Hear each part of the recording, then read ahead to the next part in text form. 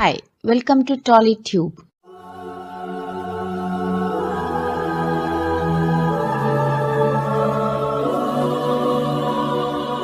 తెలుగు వెండితెరపై ఎందరో తారలు తళుక్కుమని మెరిసి తమ నటనతో అందచందాలతో ప్రేక్షకులని అలరించారు. అలాంటి నటీనటులు ఎందరో ఉన్నారు. హీరో హీరోయిన్లుగా ఇండస్ట్రీలో ఒక వెలుగు వెలిగారు ఒకప్పటి తారలు.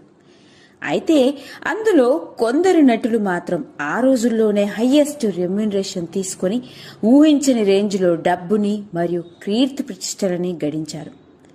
కానీ అందులో కొందరు మాత్రం కీర్తి ప్రతిష్టలను తమ నిజ జీవితంలో నిలుపుకోగలిగారు, కానీ బాగా సంపాదించిన డబ్బును మాత్రం నిలబెట్టుకోలేకపోయారు.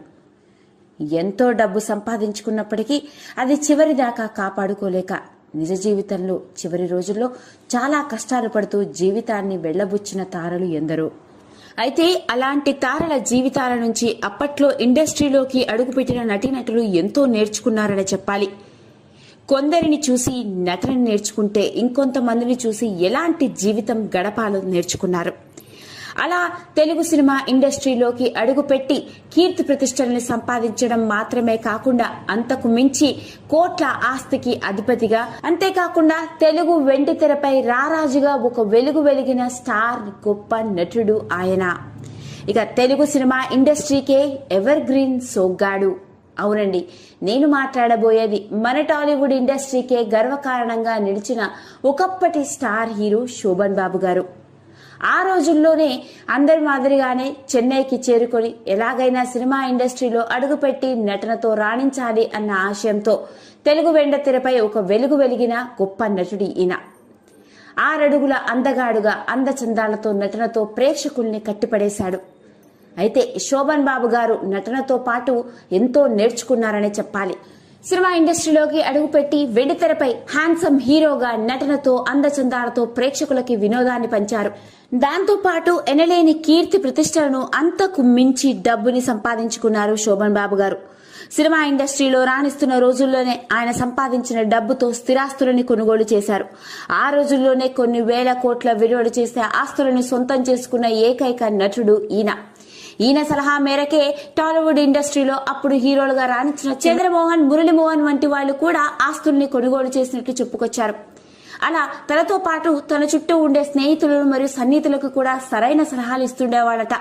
సంపాదించిన డబ్బును తెలివిగా వినియోగించాలి అని, ఆస్తుల్ని కూడబెట్టుకోగలిగితే మనం లేకపోయినా మన తరువాతి తరం వాళ్ళు కష్టాలు పడకుండా ఉంటారు అన్నది శోభన్ బాబు గారి పాలసీ. అలా ఆయన సంపాదించిన డబ్బుతో కొన్ని వేల కోట్ల విలువలు చేసే ఆస్తులని కూడబెట్టారు. అయితే ఇప్పుడు లేటెస్ట్ గా శోభన్ బాబు గారు చేసిన ఓ పనే వెలుగులోకి వచ్చింది. ఇక ఆ విషయం తెలిసినప్పటి నుంచి అందరూ నోరళ్ళ పెడుతున్నారు.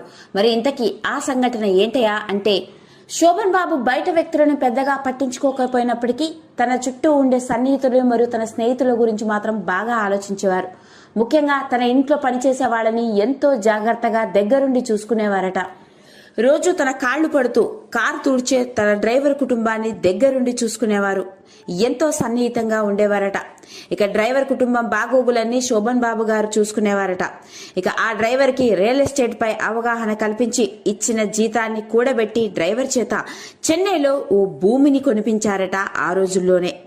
అలా తన యజమాని సలహా మేరకు భూమిని కొన్న ఆ డ్రైవర్ ఇప్పుడు ఎంత పెద్ద కోటీశ్వరుడయ్యాడో తెలిస్తే మీరందరూ నోరెళ్లబెట్టవలసిందే. అవునండి, అలా శోభన్ బాబు గారి సలహాతో రియల్ ఎస్టేట్ లో పెట్టుబడి పెట్టి ఆస్తుల్ని కూడబెట్టుకున్న ఆయన సన్నిహితుల్లో ఒకరు చెప్పిన విషయం. అలా తన డ్రైవర్ చేత దగ్గరుండి రియల్ ఎస్టేట్ లో పెట్టుబడిగా పెట్టించడంతో ఇప్పుడు ఆ డ్రైవర్ ఆస్తి విలువ 100 కోట్ల పైమాటే.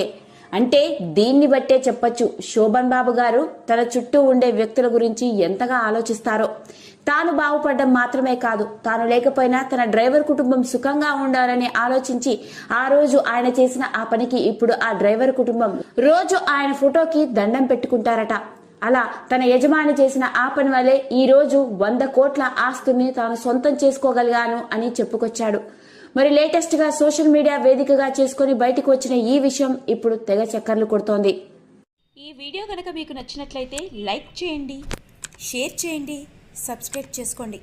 మరిన్ని వీడియోస్ కోసం పక్కనే ఉన్న బెల్ ఐకాన్ని నొక్కడం మాత్రం మర్చిపోకండి.